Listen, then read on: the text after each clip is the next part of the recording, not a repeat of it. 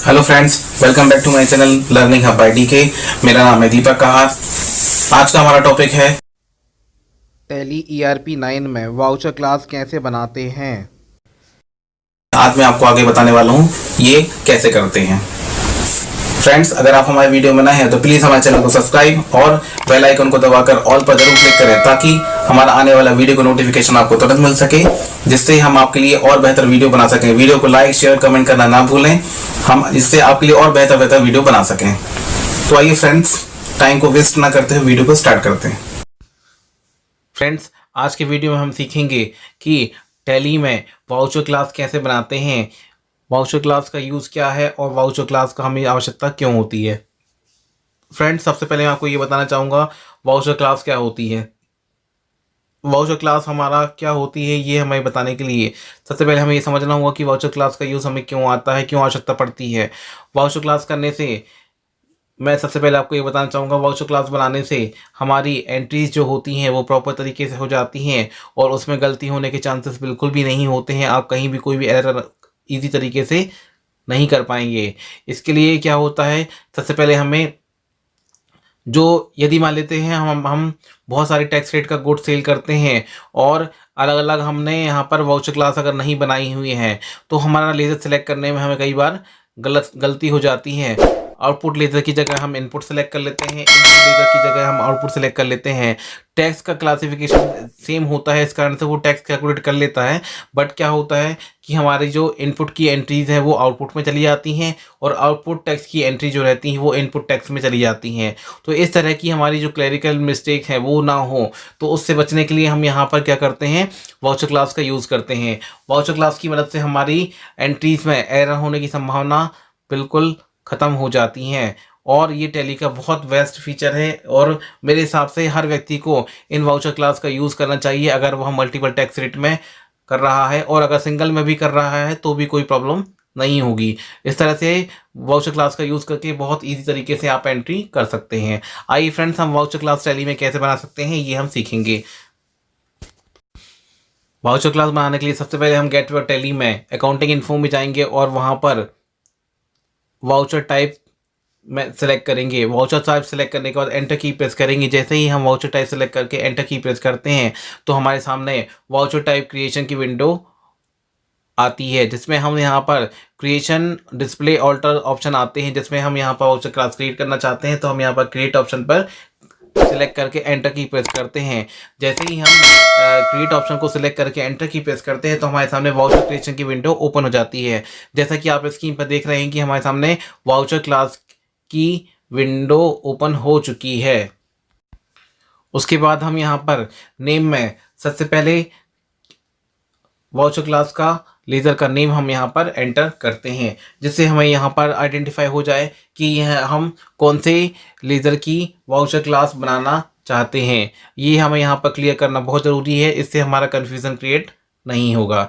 हम यहाँ पर सबसे पहले लोकल सेल @18% की वाउचर क्लास बना रहे हैं और उसके बाद हम यहाँ पर सेलेक्ट टाइप ऑफ वाउचर में हम सेल सेलेक्ट करते हैं और एप्लीकेशन यहाँ आगे मेथड में हम यहाँ पर वाउचर नंबरिंग हम जो सिलेक्ट करेंगे वो बाय डिफ़ॉल्ट हम यहाँ पर ऑटोमेटिक रखते हैं। यदि हम मैनुअल रखना चाहते हैं अपने अकॉर्डिंग, कोई इनवॉइस नंबर हमारी सीरीज चल रही है तो हम यहाँ पर उसे मैनुअल भी एंटर कर सकते हैं, बट हम यहाँ पर लर्निंग पर्पस कर रहे हैं इसलिए हम यहाँ पर इसे मैनुअल सेलेक्ट ना करते हुए ऑटोमेटिक सेलेक्ट करेंगे। ऑटोमेटिक सेलेक्ट करने पर हमारा ये टैली का जो सीरीज़ है ये बाय डिफ़ॉल्ट हमारी ले लेगा। जो स्टार्टिंग होगी हमारी वो बाय डिफ़ॉल्ट हमारी 1 नंबर से स्टार्ट हो जाएगी। जो भी हम इनवॉइस बनाएंगे वो जो पहली इनवॉइस हमारी बनेगी वो फर्स्ट नंबर से बनेगी। इसके लिए हम यहाँ पर आगे बढ़ते हैं। मेथड ऑफ वाउचर नंबरिंग में हम यहाँ पर ऑटोमेटिक सेलेक्ट करते हैं और एंटर की प्रेस करते हैं। उसके बाद यदि हम कुछ इनवॉइस नंबर में आगे कुछ स्पेसिफिक कुछ शो करना चाहते हैं इनवॉइस नंबर के आगे तो भी हम यहाँ पर उसे कर सकते हैं।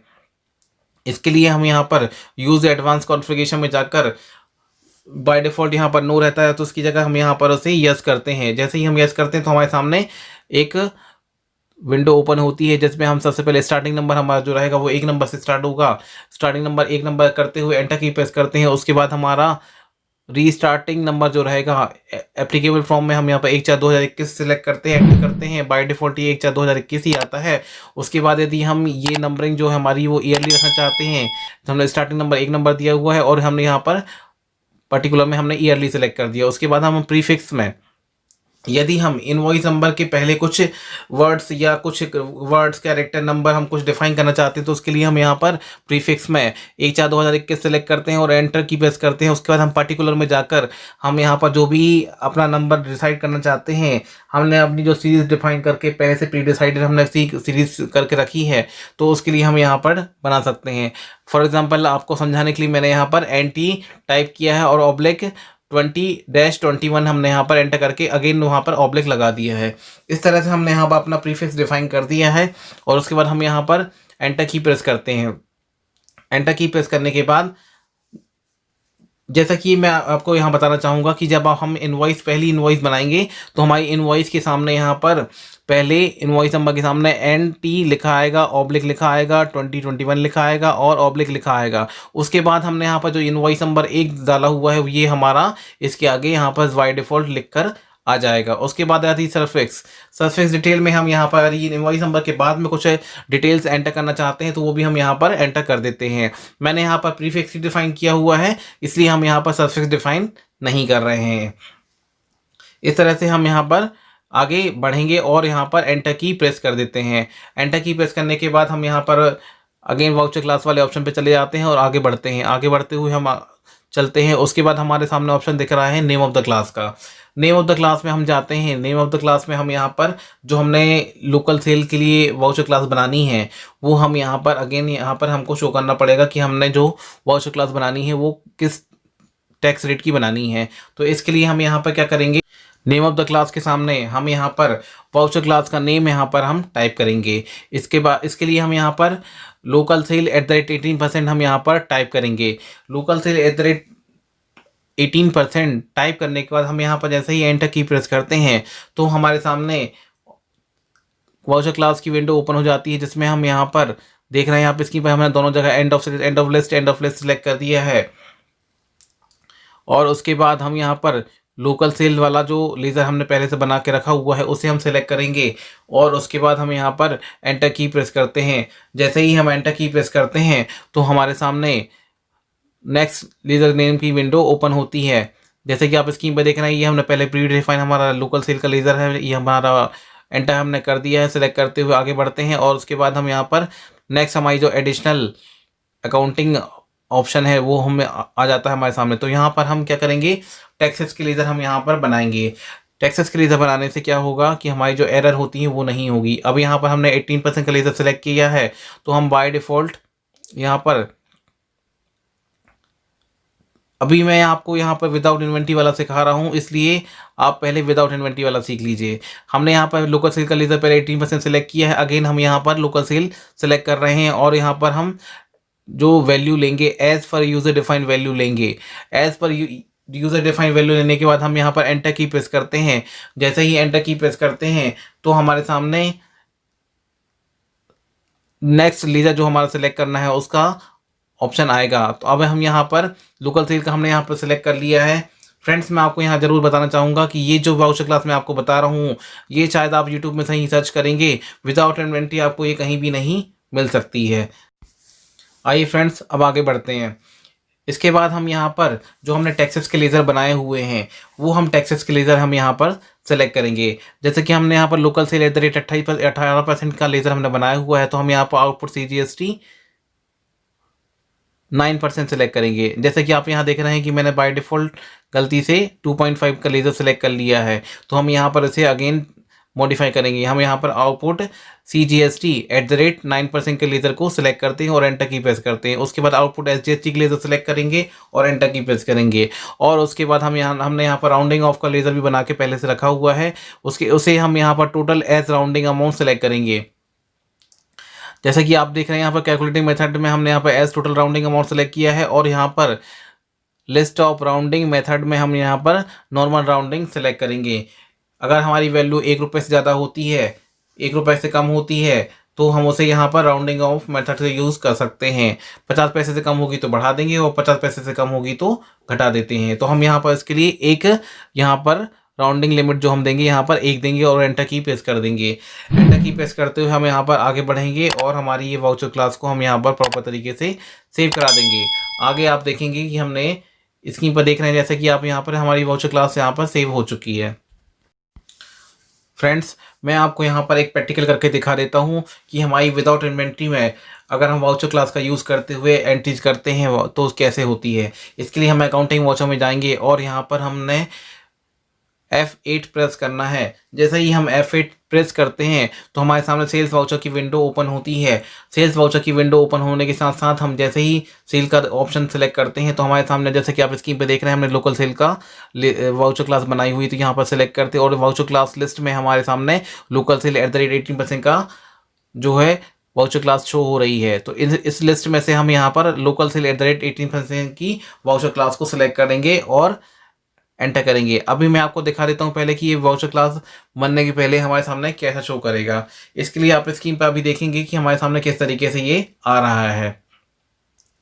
जैसे आप देख रहे हैं स्क्रीन पर ये हमने पेमेंट का वाउचर हमारे सामने खुला हुआ है। अब हम यहाँ पर लोकल सेल का लेजर सेलेक्ट करेंगे और नॉट एप्लीकेबल करेंगे। नॉट एप्लीकेबल में हमारे सामने आप देख रहे हैं यहाँ पर हमारी प्रॉपर तरीके से कैसा शो हो रहा है। विदाउट हमने यहाँ पर कोई भी लेजर हमारे शो नहीं हो रहे हैं। तो हमने वाउचर क्लास बनाई है उस वाउचर क्लास के लेजर भी शो नहीं हो रहे हैं। क्यों नहीं हो रहे हैं? क्योंकि हमने यहाँ पर नॉट एप्लीकेबल सेलेक्ट कर दिया था। अब हम यहाँ पर अगेन आपको बता देते हैं कि वाउचर क्लास बनाने में और नहीं बनाने में क्या डिफरेंस होता है। वाउचर क्लास नहीं बनाने में जो आप स्क्रीन पर अभी देख रहे हैं ये डिफरेंस होता है, और अगर हम वाउचर क्लास बना देते हैं तो क्या डिफरेंस होता है। अब मैं आपको एक एंट्री भी करके बता देता हूं कि विदाउट एंट्री इन्वेंट्री अगर हम विदाउट वाउचर क्लास की एंट्री करते हैं तो कैसे आती है।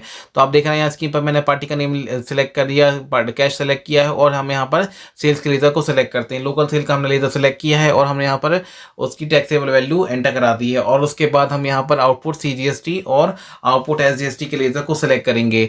आउटपुट CGST और SGST के लेजर को सिलेक्ट करने के बाद हम यहाँ पर एंटर की प्रेस करेंगे तो हमारे टैक्स का कैलकुलेशन हो चुका है और एंटर की प्रेस करते हुए हम यहाँ पर इस एंट्री को सेव करा देते हैं। ये हमारी हो गई विदाउट वाउचर क्लास की एंट्री जो हमने विदाउट वाउचर क्लास में की है।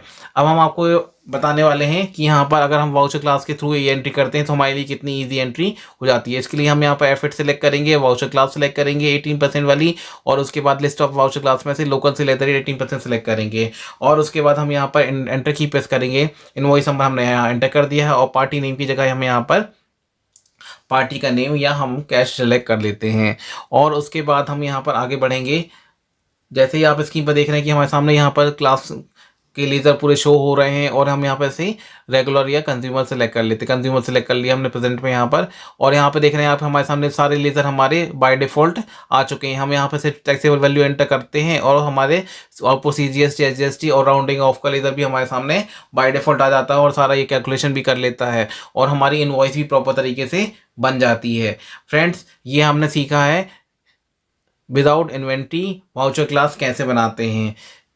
फ्रेंड्स, आपको YouTube में ये कहीं भी नहीं मिलेगा। जहाँ तक मैंने पर्सनली सर्च किया हुआ है, मुझे भी ये वाउचर क्लास बनाने की बहुत ज़रूरत थी क्योंकि बार बार कैलकुलेशन करना बहुत कठिन होता था, बहुत कॉम्प्लिकेशंस होती थी एंट्रीज में। अगर आप बहुत सारे वाउचर टाइप्स की एंट्री करते हैं, बहुत सारे टैक्स रेट की एंट्री करते हैं तो आपको टैक्स कैलकुलेशन करने में बहुत ज़्यादा प्रॉब्लम होती है और बार बार आपको लेजर सेलेक्ट करना पड़ता है। और लेजर सेलेक्ट करते समय अगर इनपुट से आउटपुट, आउटपुट से इनपुट हो जाता है तो आपको बहुत सारी प्रॉब्लम फेस करनी पड़ती है। आपका टैक्स जो रहता है मिसमैच हो जाता है और आप जब टैक्स GST रिटर्न फाइल करते हैं तो उस समय भी काफ़ी सारी कॉम्प्लिकेशंस आती हैं। इससे आपके काम में गुणवत्ता में कमी आती है और आपकी जो एक्यूरेसी है अकाउंटिंग में वो गड़बड़ होती है।